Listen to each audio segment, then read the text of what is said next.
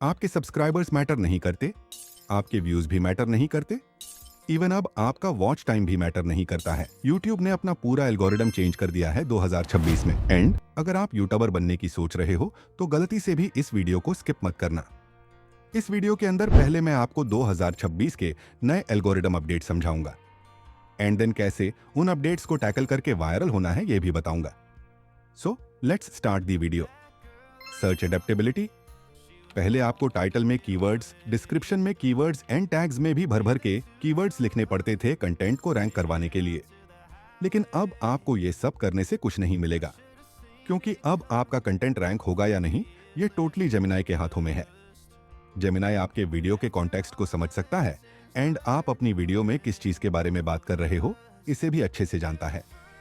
इसलिए यूट्यूब पे रैंक करने के लिए अब आपको कॉन्टेक्स्ट बेस्ड कंटेंट बनाना पड़ेगा, यानी कि ऐसा कंटेंट जो कि एआई को समझ आए। बेसिकली टाइटल आप क्लिकबेट वाला भी बना दो। लेकिन अगर कंटेंट किसी और चीज के बारे में है और ऑडियंस उस चीज को सर्च नहीं कर रही है तो आपका कंटेंट सजेस्ट नहीं होगा। अब आपको अपनी वीडियोस को रैंक करवाने के लिए वीडियोस को बहुत ही specific and to that point बनाना पड़ेगा। अगर आपकी मैक्सिमम ऑडियंस सर्च बेस है तो क्योंकि अगर एआई नहीं समझ पाया कि आपकी टारगेट ऑडियंस कौन है तो वीडियो किसी काम की नहीं है, वो सजेस्ट ही नहीं होगी।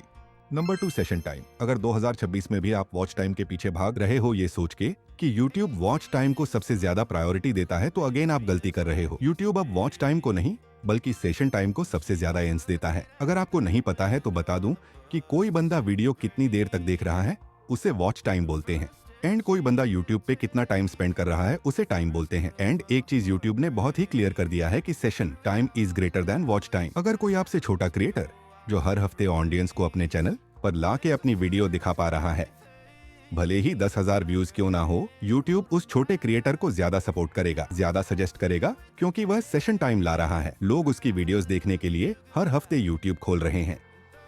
Update 3, emotional velocity. 2026 में ऑडियंस रिटेंशन की कोई वैल्यू नहीं है।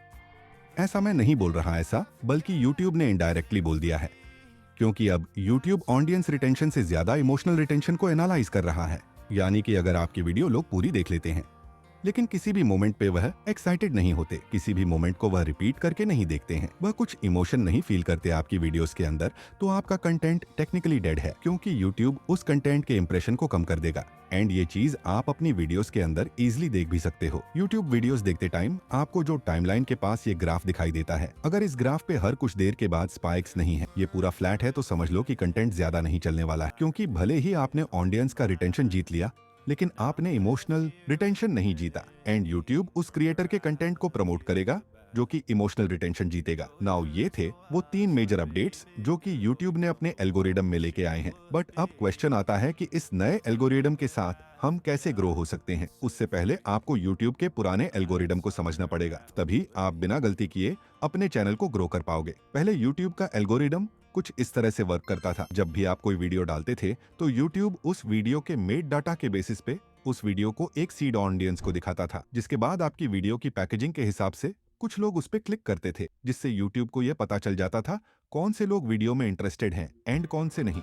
जिसके बाद YouTube आपके कंटेंट को एक सेम इंटरेस्ट वाली ऑडियंस को पुश करता था, एंड देन YouTube इस चीज पे फोकस करता था कि लोगों ने वीडियो कब तक देखी और कितना एंगेज करा। अगर मैट्रिक्स अच्छे होते तो कंटेंट और ज्यादा लोगों को पुश किया जाता, लेकिन अगर खराब होता तो कंटेंट डेड कर दिया जाता। एंड ठीक इसी तरह हर वीडियो के साथ होता था, जिससे आपका चैनल ग्रो होता था। बहुत ही सिंपल एंड बहुत ही प्यारा सा एल्गोरिदम था। लेकिन अब नया एल्गोरिदम कुछ ऐसा है, आप जब भी नया कंटेंट डालोगे पहले जेमिनाई उस कंटेंट को स्टडी करेगा on the basis of context, topic, intent, language and view, your behaviour system. जिसके बाद आपका कंटेंट आपके सब्सक्राइबर्स को नहीं भेजा जाएगा बल्कि उन लोगों को भेजा जाएगा जो कि यह सर्च कर रहे हैं या जिनको इस टॉपिक में एक्चुअल में इंटरेस्ट है। बेसिकली सब्सक्राइबर्स का कोई लेना देना नहीं है, वह किसी काम के नहीं है। जब कंटेंट उन लोगों को भेजा जाएगा फिर एक टेस्टिंग साइकिल स्टार्ट होगी, जहां पे सबसे पहले 3 मैट्रिक्स को देखा जाएगा, CTR, viewer satisfaction, watch time. लोगों को वीडियो में वो नहीं मिला जो उन्होंने सोचा था तो व्यूअर सेटिस्फेक्शन खराब है, और लोगों ने अगर वीडियो ज्यादा टाइम तक नहीं देखी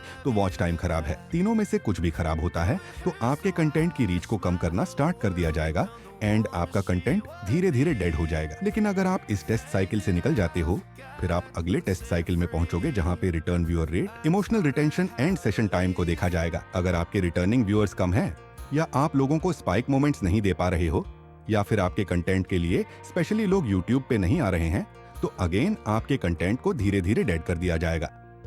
एंड इस बार यूट्यूब को पता चल जाएगा कि यह क्रिएटर मास ऑडियंस को पुल नहीं कर सकता है। इसलिए अगली बार जब आप कोई वीडियो डालोगे तो आपको शुरू से इंप्रेशन कम मिलेंगे एंड चैनल की ग्रोथ स्टैगनेंट हो जाएगी। जबकि अगर ये सारे मैट्रिक्स अच्छे होते हैं तो आपके कंटेंट को और ज्यादा पुश किया जाएगा, आपके कंटेंट को नई ऑडियंस को दिखाया जाएगा एंड ऐसे ही चैनल ग्रो होगा। आपको नया एल्गोरिदम ज्यादा अच्छे से समझाने के लिए मैंने एक चार्ट भी बनाया है, जिसमें आपको ये समझ आ जाएगा कि किन पुरानी चीजों पर ध्यान नहीं देना है एंड किन नए मैट्रिक्स पे ध्यान देना है। एक बार आप टाइम निकाल के या फिर स्क्रीन को पॉज करके चार्ट को अच्छे से देखिए। लेकिन अभी भी एक मैन क्वेश्चन बाकी है कि ये करना कैसे है, इस नए एल्गोरिदम के साथ वायरल होना कैसे है। ये समझने के लिए मैंने नए एल्गोरिदम को लेवल्स में बांट दिया है एंड अब मैं एक एक करके बताऊंगा कि कैसे आप हर लेवल से बाहर निकल सकते हैं। तो इसलिए कान खोल के सुनना, क्योंकि वीडियो का सबसे इंपॉर्टेंट पार्ट यही है। वन है इनिशियल इंप्रेशन गेन। तो इसके लिए जो चीज आपको मेक श्योर करनी है वो है कंसिस्टेंसी।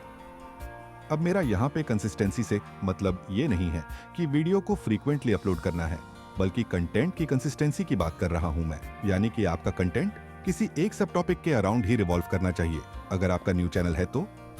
क्योंकि अगर आपकी सारी वीडियोस अलग अलग टॉपिक्स पे जा रही है तो जेमिनाई को समझ ही नहीं आएगा कि आपकी ऑडियंस है कौन एंड बजाय वो आपकी वीडियो के साथ एक्सपेरिमेंट करे, वो किसी और क्रिएटर की वीडियो सजेस्ट करेगा जहाँ पे पता होगा कि वीडियो किसके लिए है एंड किस बारे में है। कंटेंट कंसिस्टेंसी को मेंटेन करके आप जेमिनाई को एक क्लियर इंस्ट्रक्शन दे पाओगे कि आपकी टारगेटेड व्यूअर्स कौन है एंड आपका कंटेंट किस बारे में है। इसके बाद है लेवल 2, इनिशियल व्यूज गेन करना। अब इसके लिए जो चीजें आपको मेक श्योर करनी है वो ये है कि गलती से भी क्लिकबेट टाइटल्स मत बनाना। अगर 2026 में भी क्लिकबेट करने की कोशिश करोगे तो चैनल डेड हो जाएगा, कोई फायदा नहीं है। जिसने पैकेजिंग पे क्लिक किया है उसे वीडियो में एग्जैक्टली वही मिलना चाहिए जो उसने सोचा होगा। अगर ऐसा करते हो तो व्यूअर्स सेटिस्फेक्शन को आप इजीली अचीव कर लोगे एंड ये चीज जेमिनाई समझ जाएगा। इसके सिवाय आपको अपनी स्क्रिप्ट पे काम करना होगा। बजाय लंबी लंबी स्क्रिप्ट्स लिखने के आपको एक चीज पे ध्यान देना है कि आप अपनी स्क्रिप्ट से कैसे ज्यादा से ज्यादा चीजें निकाल सकते हो। टेक्निकली आप ऑडियंस को बोर होने का मौका नहीं दे सकते, ऐसा हुआ तो कंटेंट डेड हो जाएगा। अब स्क्रिप्टिंग को कैसे इंप्रूव करना है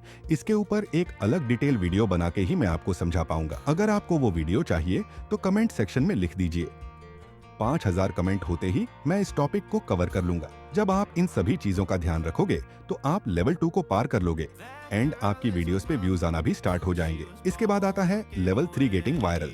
इस स्टेज पे 90% क्रिएटर्स फेल होने वाले हैं, जिसकी वजह से वह कभी वायरल नहीं हो पाएंगे। क्योंकि इस स्टेज को पार करने के लिए आपको 3 चीजें चाहिए। सबसे पहला, सीरीज ऑफ कंटेंट। आपको ऐसा कंटेंट बनाना है जिसके लिए ऑडियंस बार बार आपके चैनल पे आए या फिर आपकी वीडियोस पे आए एंड उसे देखे। फॉर एग्जांपल इस तरह की one shot tutorial videos. Audience एक बार में इसे कभी भी कंप्लीट नहीं कर सकती है, वो बार बार इस कंटेंट पे आते हैं। या तो आप प्लेलिस्ट भी बना सकते हो जिससे कि ऑडियंस आपकी ही वीडियोस देखते रहेंगे एक के बाद एक। दूसरी चीज है स्क्रिप्टिंग अगेन। इमोशनल रिटेंशन के लिए आप नॉर्मल स्क्रिप्ट नहीं लिख सकते, उसके लिए आपको 00731 पैटर्न ब्रेक्स सीखने होंगे, लूपिंग टेक्निक सीखनी होगी और एंड साथ ही अपने वीडियोस के अंदर ऐसे एलिमेंट्स रखने होंगे जिसकी वजह से वह रिवाइंड करके आपकी वीडियो को देखे या फिर एटलीस्ट पॉज करके आपकी वीडियो को देखें। इसके लिए आप एडिटिंग का सहारा भी ले सकते हो, बट प्रेफरेबल है कि वीडियो के कंटेंट में ही कुछ ऐसा हो जो कि एक बार में ग्रेस्प ना किया जा सके। बेसिकली आपको स्पाइक्स इंक्रीज करने हैं अपनी वीडियो के अंदर। एंड तीसरी चीज है कंसिस्टेंसी। सेशन टाइम आप सिर्फ तभी इंक्रीज कर सकते हो जब वो ऑडियंस को पता हो कि यह बंदा एक सर्टेन दिन एक सर्टेन टाइम पे वीडियो डालता है, तभी ऑडियंस उस दिन उस टाइम पे आपके कंटेंट को खोलेगी एंड इससे आपको सेशन टाइम मिलेगा जो कि यूट्यूब के एल्गोरिदम डिटेक्ट करेगा और आपको और ज्यादा व्यूज देगा। आई नो आप लोग सोच रहे होंगे कि बेसिक तो समझ आ गया है, लेकिन इन चीजों को अपने नीश में कैसे अप्लाई करूं? तो सिंपल सा आंसर देता हूं, स्टार्ट मेकिंग शोज। यूट्यूब ने ये जो पूरा एल्गोरिदम शिफ्ट करा है वो इसलिए करा है क्योंकि यूट्यूब पे अब टीवी वाली ऑडियंस ज्यादा हो गई है कंपेयर टू फोन वाली ऑडियंस। इसलिए यूट्यूब अपने प्लेटफॉर्म को अब टीवी का रिप्लेसमेंट बनाना चाहता है। एंड जैसे टीवी पे आपको पता होता था कि किस दिन किस चैनल पे किस टाइम पे कौन सा शो आएगा, एंड कितनी देर के लिए आएगा। यूट्यूब यही सर्टेनिटी अपने व्यूअर्स को देना चाहता है यूट्यूब के ऊपर। तो अगर आपको 2026 का एल्गोरिदम जीतना है तो वो करो जो टीवी ने किया था, वो करो जो बड़े बड़े क्रिएटर्स राइट नाउ कर रहे हैं। आपने देखा ही होगा कि आशीष चंचलानी ने अपनी सीरीज स्टार्ट करी है, ठगेश अपना शो रन करता है, राजमानी हर हफ्ते 2 से 3 पॉडकास्ट डालता ही डालता है, फुकरा भी अपना शो स्टार्ट कर चुका है, कॉमेडियंस ने मिलकर एक शो बना लिया है, एंड सो ऑन। टेक्निकली हर एक क्रिएटर अब खुद को ऑप्टिमाइज कर रहा है टीवी वाली ऑडियंस के लिए। तो आपको भी बस वही करना है एंड आप इजिली एल्गोरिदम को बिल्ड कर लोगे।